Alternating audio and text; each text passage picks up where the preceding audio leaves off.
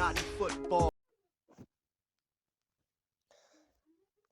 ዓለም የተረመበት የፍጻሜ ውጤት ስፔን አርጀንቲናን 1-0 በማሸነፍ የዓለም ዋንጫን አነሳች። እንዴት እንደተጫወቱት እንመለከታለን። ሰላም ውድ የናቲ ፉትቦል ተመልካቾቻችን፣ ዛሬ በዓለም ዋንጫው ፍጻሜ ጨዋታ ድረ ጨዋታ ትንታኔ እናደርጋለን። ሁሉንም ስለ ጨዋታዎች ታክቲኮቹን፣ ስለ ጨዋታውን እናያለን፣ በደንብ እንገመግማለን። ሙሉ 120 ደቂቃውን ከአንደኛው ደቂቃ ጀምረን ማለት ነው። እስከ መጨረሻ አብራችሁን ቆዩ። ላይክ፣ ሰብስክራይብ እንዳይረሳ። ወደ ትንታኔያችን እንሄዳለን። አብራችሁን ቆዩ። በቅድሚያ የምንጀምረው በመጀመሪያ አጋማሽ ነው። የመጀመሪያ አጋማሽ እንመለከታለን። በመጀመሪያ አጋማሽ 0-0 የተጠናቀቀው የፍጻሜ ጨዋታ እንግዲህ የመጀመሪያ ላይ አርጀንቲና ኳሱን ለመቆጣጠር ሞክራ ነበረ። መጀመሪያ 1-3-2 ደቂቃዎችን ኳሱ በአርጀንቲና ስር ነበረ። እናም ወደ ሶስተኛው የግብ ክልል ስፔን ጋር መድረስ አልቻሉም። ከዚም ብሎ ኳሱን ሲቀባበሉ ነበረ። ከዛ በአራተኛው ደቂቃ ግን ላይ የታዳጊ ላሚን ያማል አስደናቂ ሙከራ አድርጎ ማርቲኔዝ የመለሰበትን በጣም የሚስተዋል የሚታይ ነው። በጣም ድንቅ ነበረ። በጣም አስደናቂ ሙከራ ነበር፣ ግን ማርቲኔዝ አድኖበት ነበር። በገና በአራተኛው ደቂቃ ነበረ የስፔን የኳስ ቁጥጥር የጀመረው። እናም የጫና መፍጠር የጀመሩት ገና በአራተኛው ደቂቃ ነበር እና ማስነቅ ነበረ። ከዛ በኋላ ኳሱ ወደ ስፔን ሆነ። በቃ ሙሉ ቁጥጥሩ ስፔን ጋር ኳስ ሆነ። ኳሱ ወደ ስፔን ሆነ። እንግዲህ ኳስ ቁጥጥር በ15ኛው ደቂቃ ላይ እንግዲህ ስንመለከት በ15ኛው ደቂቃ ላይ ስፔን 62% የኳስ ቁጥጥር በልጣለች። 62% የኳስ ቁጥጥር እነ አርጀንቲና 30% ነው የበለጡት የያዙት። 62% ግን መብለጥ ማለት በጣም ከባድ ነው። ሙሉ ለሙሉ እንግዲህ ስፔን ጋር ነው ኳስ የሚገኘው ማለት እንችላለን። ሁሉም ማጥቃት ከዛ በሚባል ደረጃ ወደ የስፔን በያማል በኩል ወይም በቀኝ በኩል ነበሩ። ሁሉም ኳሶች በያማል ወደ ያማል ኳስ ወደ ፔድሮ ፖሮ ነበር ሲያዘነብሉ የነበሩት፣ ወደ ኦልሞ ምናምን አካባቢ እና ወደ ሃይድሬሽን ብሬክ ሄዱ። ከሃይድሬሽን ብሬክ በኋላ ቀዝቀዝ ያለ ጨዋታ ተመልክተናል። ስፔን አሁንም ኳሱን ተቆጣጥረዋል እንዳሉ ነው። አሁንም ከሃይድሬሽን ብሬክ በኋላ ማጥቃታቸው በቃ የስፔን በያማል ወደ ባየናም ኩኩሬላም ሄዷል። በቀኝ ብቻ ነበረ ከሃይድሬሽን ብሬክ በፊት። ከሃይድሬሽን ብሬክ በኋላ ወይም ከእረፍት በኋላ ግን በሁለቱም የሜዳ ክልሎች በቀኝም ሆነ በግራ በማጥቃት ክፍል ስፔን ማጥቃት ጀምራ ነበር፣ በያማልም በባየናም በኩል ማለት ነው። እናም እንደዛ ነበር። ከዛ ወደ 40 ደቂቃ ላይ አካባቢ በቀኝ መስመር ላይ በቀኝም በግራ ማጥቃት አድርገው ነበር ጨዋታውን እየሄዱ የሚሉት እና ከዛ ወደ 40ኛው ደቂቃ አካባቢ ላይ ማለት ነው እና 43ኛው ደቂቃ ላይ አስደናቂ ሙከራ ስፔን በግራ በኩል ማኩኩሬላ የሞከረውን ተመልክተን በጣም አስደናቂ ነበረ። ለጥቂት ነው አንግሉን ታኮቶ ወጣ የምንለው ኳስ ነው። መሪ ለመሬት ነው የሞከረው፣ ከቦክስ ውጭ አካባቢ ነው። እናም ስፔን አሁን በቀኝም በግራ ሚስቶች ነው ማለት ነው። እነዚህ ሁለት ሙከሮች ነው በቃ በመጨረሻ ደቂቃ በስፔን ለመክሰስ ይችላል። ሌሎቹ ሙከሮች ተደርጓል፣ ግን በይበልጥ በጣም ትልቅ ሙከራ የምንላቸው እነዚህ ናቸው ማለት ነው። እና እረፍት ከመውጣታቸው በፊት ማርቲኔዝ በጉዳት ወጣ። ማርቲኔዝ በጉዳት ወጥቶ ኦታሜንዲ ገብቷል። በጉዳት ነው፣ ትንሽ ጉዳት አጋጥሞታል። በጉዳት ባይሆን እንኳን ቢጫ ካርድ ተመልክቷል። የሊነስ ስካሎኒ ሪስክ እንዳይወስድ ከጥቂት ደቂቃዎች በፊት ቢጫ ካርድ ተመልክቶ ነበር። ሲሆን ሪስክ ላለመውሰድ ሲሉ ሊነስ ስካሎኒ ቆይሮታል። ኦታሜንዲ ገብቷል፣ ግን ማርቲኔዝ ግን ጉዳትን አጋጥሞታል። ስለሆነ የመጨረሻ ደቂቃ 0-0 በሆነ ውጤት ተጠናቀቀ።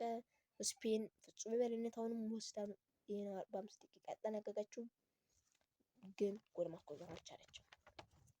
ከዛ ሁለተኛ 45 ደቂቃ ተጀመረ። 0-0 በሆናቸው ውጤት አርጀንቲና ፓራዲዝን ቀየረው አስገቡት። በኒኮ ጎንዛሌስ ሁለተኛ ቀያሪያቸው ማለት ነው።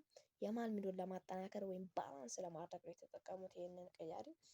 እኔ ጎንዛሌዝ ከሚገባ መጀመሪያም ዋና አሰላለፉ ላይ ፓሬዴዝ ቢገባ ይሻል ነበር ብዬ ነው የማስበው። የመሃል ሜዳዎችን በደንብ ባላንስ ለማድረግ እንደዚህም ብልጫ ይወሰድባቸዋል ብዬ አልገምትም ነበር።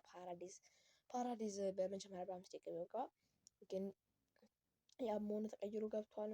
ፓሬዴዝ በጎንዛሌዝ እኔ ብዙ ምንም ሰርቷል ብዬ የማስበው ተጫዋች አይደለም፣ ግን ፓሬዴዝ በደንብ ዲፌንስ ሚድፊልደር መልክ ያለው ስለሆነ አታክ ሚድፊልደር፣ ሴንትራል ሚድፊልደር እዛ ማለት ነው ባላንስ ሆናቸው ሊጫወቱ ይችሉ ነበር ብዬ አስባለሁ። ግን ገና ሁለተኛ 45 ደቂቃ እንደተጀመረ ቀይሯል። ሁለት ቅያሪ ጨረሱ ማለት ነው። ስለሆነ አርጀንቲና ሁለተኛው አጋማሽ እንደተጀመረ አካባቢ ላይ ሲቀባበሉ እየሰሩ ነበር። አሌክስ ባየናም እንግዲህ ይህ ተጠቅሞ ጥሩ ሙከራ ሞክሮ ነበር። ነገር ግን ማርቲኔዝ ያዳነው ኳስ ተመልክተናል።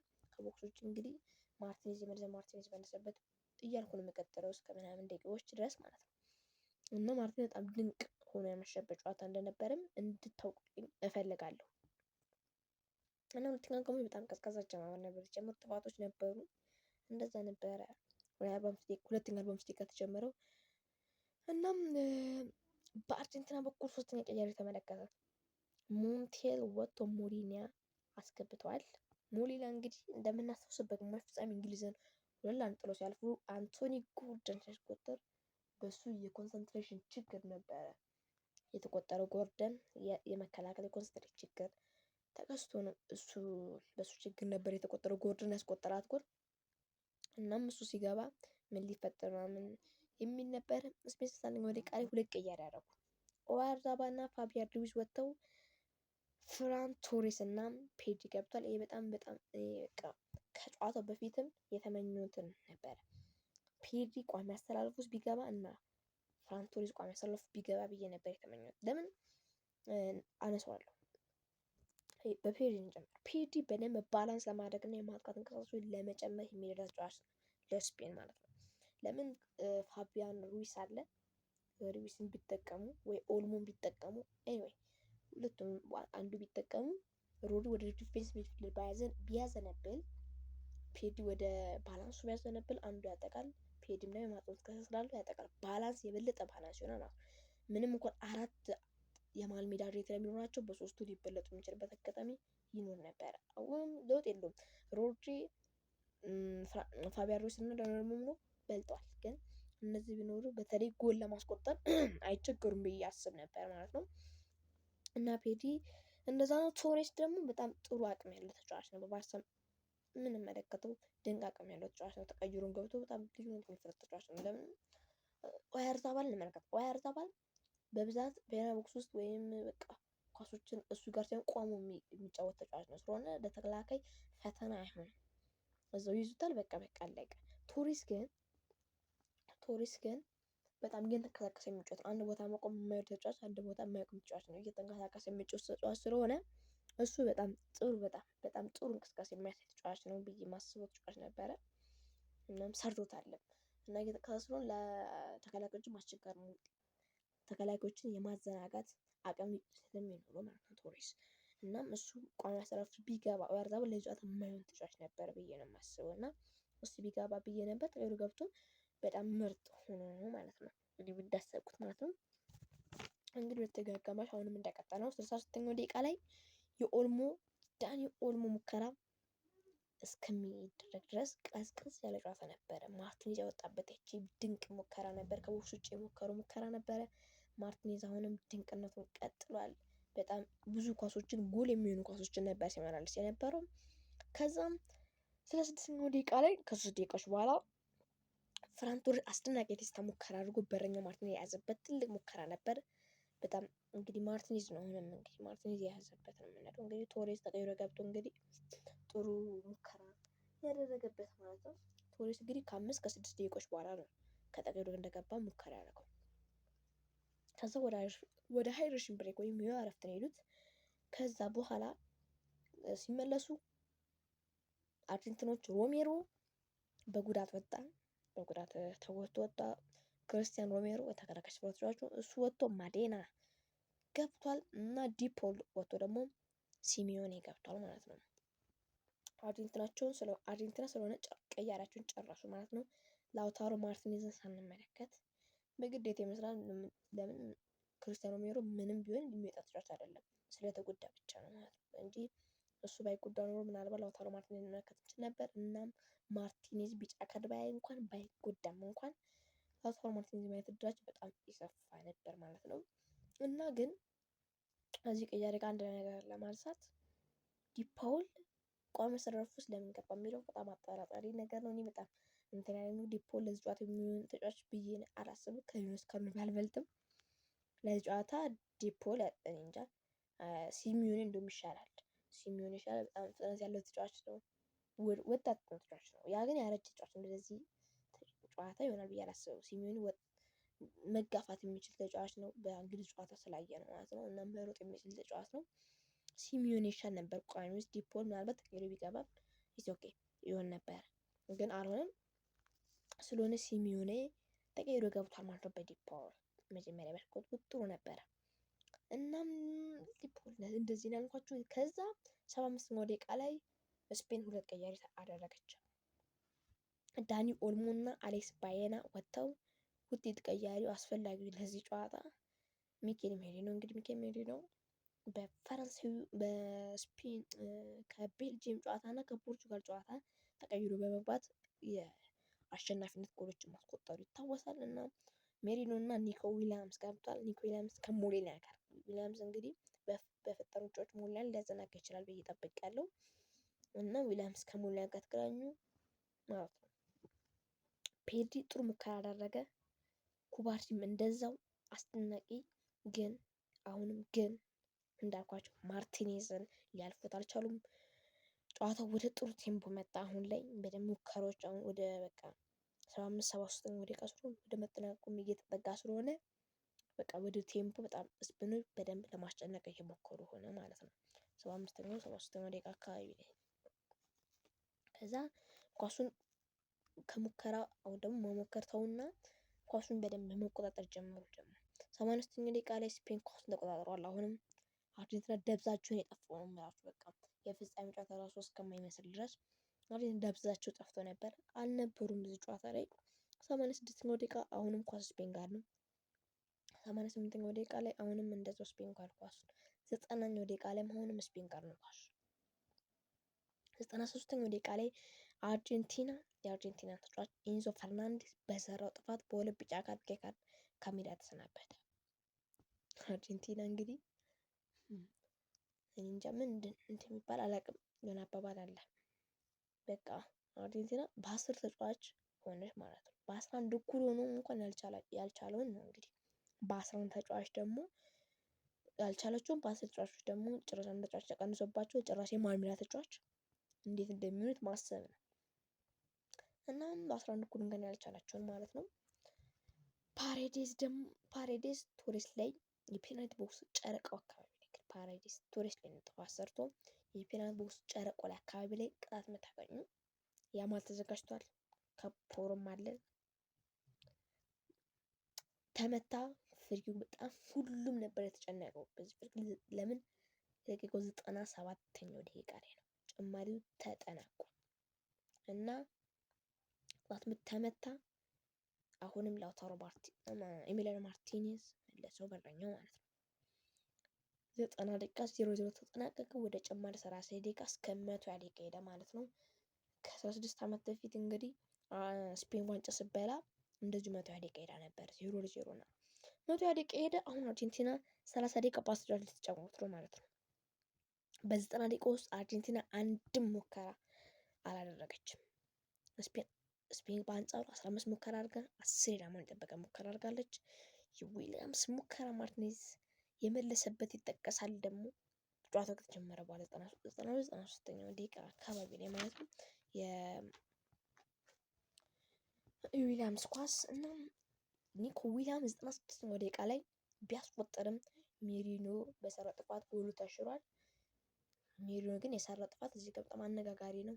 ምንም የሰራው ጥፋት አይታይም፣ ግን መሻሩ ትንሽ ድንገርት ነገር ፈጥሯል። ከዛ በስፔን በኩል አምበሉ ሩዲ እና ላፖርት ወጥተው ዙቢሜንዲ እና ጋርሺያ ገብተዋል። እኔ ሁሉም ሰው ሩዲ አምበሉ ሲወጣ አሁን እንዲል ተብሎ ነበረ። ላፖርትም በጣም ድንቅ ተከላካይ ኩባርሲ ጋር በጣም ምርጥ ጥምረት ሰርቶ ነበር፣ ግን ወጥቶ ዙቢሜንዲ እና ጋርሺያ ገብተዋል። ዙቢሜንዲ የመጀመሪያ ጨዋታው ነው በዓለም ዋንጫ ያደረገው ካልተሳሳትኩ። ጋርሺያም እንደዚሁ ይመስለኛል። እና አርጀንቲና ደግሞ አልቫሬዝ ወጥቶ ሴኔሲ ገባ። አጥቂ አስወጥተው ተከላካይ አስገብተዋል። ሊንስካኖን ማለት ነው።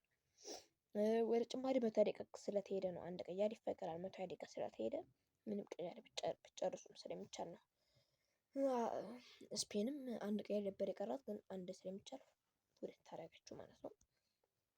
እና ዙቢሜንዲና ጋርሲያ በአርቴታ በኩል ሴኔ ሲገባ ሜሪኖ በቴስታ ሞክሮ ለጥቂት የወጣበት ኳስ የሚታወስ ነው። በቴስታ የሞከረው ኳስ እሱም እንግዲህ የሚጠቀስ ነው። ቶሬስ በ106ኛው ደቂቃ ላይ ኳስና መረብን ቀላቀለ። ከኒኮ ዊሊያምስ ያገኘውን ኳስ ነቀነቀው። ስፔን 1-0 መምራት ጀመረች። ከሞዲኒያ ጋር ኒኮ ዊሊያምስ ታግሎ በቴስታ ያቀበለውን ኳስ ፍራን ቶሬስ የባርሳው ተጫዋች አስቆጠረው። በመጨረሻም ስፔን ጎል አስቆጠረች። በመጨረሻም የማርቲኔዝ መረብ ተደፈረ። ስፔን 1-0 መሪ ሆነች። ስፔን 744 የተሳካ ኳስ ቅብብል ወደ 340-30 አካባቢ አርጀንቲና ተቀባብሏል። የተሳካ ቅብብል አልኳል። ስፔን አሁንም የበላይነቷን እያሳየች ነው።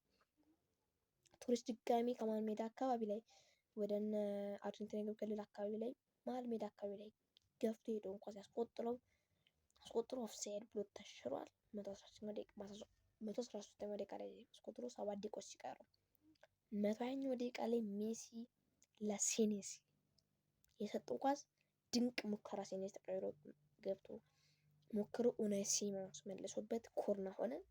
አስደንጋጭ ሙከራ ነበር። በአርጀንቲና ስፔንን በቃ በላች እኮ የተባለበት ሰዓት ላይ አንድ ሙከራ አድርገው አንዱን ሊያስቆጥሩት ተቃርበው ነበረ፣ ግን ኡናይ ሲሞንስ ማለፍ አልቻለም። ከዛ ኮርና አገኙ። ሁለተኛ ኮርና አገኙ። ሲሚዮን ሞክሮ በጣም ምርጥ ኳስ ፔናልቲ ቦክስ ውስጥ እኔ ከሲሚዮን ጋር ተጫዋች ቢያገኝ ኖሮ ይህንን በቮሊ ምርጥ ኳስ ጎል ያስቆጥር ነበር ብዬ ማስበው፣ ግን ወጣበት ኳሱ ወደ ላይ ሰቀለው። አርጀንቲና አከተመላት።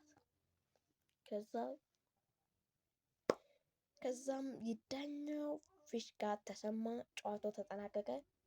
ስፔን የዓለም ዋንጫ የ2026 የዓለም ዋንጫ አሸናፊ ሆነች። ሻምፒዮን ስፔን ሁለተኛ ጊዜ ሻምፒዮን ሆነች። 1-0 አሸንፋ በፍራን ቶሬስ ከ16 ዓመት በፊትም እንዲሁ ስታሸንፍ በ116-17 ካልተሳሳትኩ ደቂቃ ላይ አንድሬስ ኢኒየስታ ባስቆጠራት ጎል ነበር ማሸነፍ የቻለችው እና በፍራን ቶሬስ ጎል ደግሞ አሸነፈች። ድራማውም አለቀ። በስፔን አሸናፊነት፣ በስፔን ተጋድሎ፣ በስፔን ትልቅ የአሸናፊነት ሜንታሊቲ አለቀ። የማረፍ ወንድምም ኬን ተገኝቶ ነበር በጨዋታው ሲመለከት ነበር። ምስሉም ሲያሳየን ነበረ ካሜራው እና በጨዋታ ይህን ይመስል ነበር። 1-0 አሸነፈች። የዓለም ዋንጫው ሽልማቶች ተሸለሙ። ኮከብ ሽልማት የዓለም ዋንጫው ምርጥ ወጣት ተጫዋች የባርሳው የ19 ዓመት ታዳጊ ፓው ኩባርሲ ሆኗል። የስፔኑ ምርጥ ተከላካይ ካላፕሮ ጋር በጣም ምርጥ ጥምረትን አሳይቶናል በዚህ የዓለም ዋንጫ። የዓለም ዋንጫው ምርጥ ግብ ጠባቂ ኡናይ ሲሞንስ የስፔኑ በረኛ ኡናይ ሲሞንስ ሆኗል። ኡናይ ሲሞንስ የሚገባው ነው። በዚህ ዓለም ዋንጫ አንድ ጎል ብቻ ነው ያስቆጠረበት፣ እሱንም በሩብ ፍጻሜው ከቤልጅየም ጋር ደከተላራ ያስቆጠረበት ጎል ብቻ ነው። እናም በዚህ ዓለም ዋንጫ በ8 ጨዋታዎች 7 ክሊንሺቶችን አስመዝግቧል ማለት ነው። ኡናይ ሲሞንስ በጣም ድንቅ ነበረ። የሙከራም 10፣ 11፣ 12 ሙከሮች ብቻ ነው የተሞከሩበት። የዓለም ዋንጫው ምርጥ ተጫዋች የስፔኑ አምበል ሮድሪ ይሆናል። ይህ የሚገባውን ሮድሪ በጣም ድንቅ እንቅስቃሴ ነበር በዓለም ዋንጫ ሳየው። በጣም አስተዋጽኦ በጣም ትልቅ ነበር፣ ምንም እንኳን ጎል ባያስቆጥርም እንኳን። የዓለም ዋንጫው ከፍተኛ ጎል አስቆጣሪ ኪሊያን ኤምባፔ ለተከታታይ ሁለተኛ ጊዜ ይሆናል በ10 ጎሎች ማለት ነው። በ8 ጎል ነበር ባለፈው በ2022 ኳታር ሁለተኛ ቢወጡ እሱ ነበረ ማሸነፍ የቻለው በ8 ጎል። አሁን በ2 ጎል አሻሽሎት የራሱን ሪከርድ በ10 ሆኗል። እና የዓለም ዋንጫ የምንጊዜም ከፍተኛ ጎል አስቆጣሪም ኪሊያን ኤምባፔ ይሆናል በ2 ጎል ከሜሲ 1 ጎል በልጦ እና ዓለም ዋንጫው ትልቅ ዜናዎችን ተመልክተን አጀማመሩ በጣም የሚያስጠላ አጀማመር ማለት የምንችለው ዓለም ዋንጫ ነበረ። ብዙ በፖለቲካም በምንም ከኢራን ብሔራዊ ቡድን ጋር ከዳኛው ጋር የሶማሌው ዳኛ የመሳሰሉት ወሬዎች አሉ። ሃይድሬሽን ብሬኩ ላይ የቴምፖ ጉዳይ በሃይድሬሽን ብሬኩ ላይ በጣም ትልቅ ጥያቄ አስነስቶ ነበር፣ ግን በጥሩ መልኩ የተጠናቀቀ ይመስለኛል። በጣም ድንቅ ነበር። በተለይ በቃ ግማሽ ፍጻሜ ከሩብ ፍጻሜ በኋላ ጥሩ ጨዋታዎችን አይተናል ማለት ነው። እናም የዓለም ዋንጫው በሜክሲኮ ከደቡብ አፍሪካ ጨዋታዎች ጀምሮ በስፔን ከአርጀንቲና ተጠናቋል።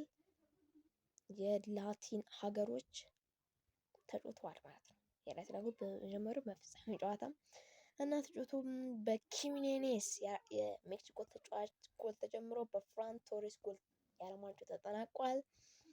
በ3 ጣምራ አዘጋጅነት በአሜሪካ፣ ሜክሲኮ እና ካናዳ በሜክሲኮ አትሌቲካ ስታዲየም ጀምሮ በዩኤስኤ ሜትላይፍ ስታዲየም ኒው ጀርሲ የዓለም ዋንጫ ድምዳሜውን አገኘ፣ ተጠናቀቀ። እናም በጣም ድንቅ የዓለም ዋንጫ ነበረ። ስፔን ሁለተኛ ጊዜ አሸንፋለች። ፈረንሳይም ሳትጠበቅ በግማሽ ፍጻሜ ተሰናብታለች። እናም ሌላ ደግሞ እንግሊዝ ከፈረንሳይ የሶስተኝነት ጨዋታ 6-10 ጎል በአንድ ጨዋታ የተቆጠረበት ጨዋታ የሚታወሰን ነው። እናም ያልተጠበቁ ቡድኖች እነ ኬፕ ቨርዴ በጣም ድንቅ ነበሩ። አርጀንቲና እስከመፈተን ስፔን ሻምፒዮኗን ስፔን ጋር አቻ ወጥተዋል። አርጀንቲናን ፈትነው በጥሎ ማለፍ እስከ እናም አርጀንቲናን በሩብ ፍጻሜ 16 ተገናኝተው ፈትነው 3-2 መሸነፋቸው ይታወሳል። እስከ 120 ደቂቃ ራሱ አስኪዶት እና የአፍሪካ ሀገርን በደንብ ያኮራንም። ሞሮኮም እስከ ሩብ ፍጻሜ ደርሳለች። እናም እንደዚህ የመሰሉ ነገሮች ተፈጥሯል ማለት ነው። በዓለም ዋንጫው እንግዲህ ዓለም ዋንጫው በፍጻሜ ዓለም ዋንጫ ዳሰሳችን ትንተናችን የሚመስል ነበረ። እናንተስ ምን ታስባላችሁ? ስፔን በትክክል የዓለም ዋንጫ ሻምፒዮን መሆን ይገባታል ወይስ አርጀንቲና መብላት ነበረባት? ወይስ ኢንዞ ፈርናንዴዝ በቀይ ስለወጣባቸው ነው ዋንጫውን ያልበላቸው መብላት ነበረባት? ሀሳባችሁን ኮሜንት ላይ አካፍሉኝ። ይህ ትንታኔ ከተመቻችሁ ላይክ በማድረግ ያበረታቱን። ለሌሎች የእግር ኳስ ወዳጆም ሼር ያደርጉ። ለተጨማሪ የእግር ኳስ ዜና እና ትንታኔ ሰብስክራይብ ያድርጉ። ዛሬ የናቲ ፉትቦል ትንታኔያችን ዳሰሳችን ድህረ ጨዋታ ዳሰሳችን ይህን ይመስል ነበረ። ነገም እንደዚሁ በሌላ ትንታኔ እንመለሳለን። አብራችሁን ስለቆያችሁ እስከዚህ ድረስ እናመሰግናለን። መልካም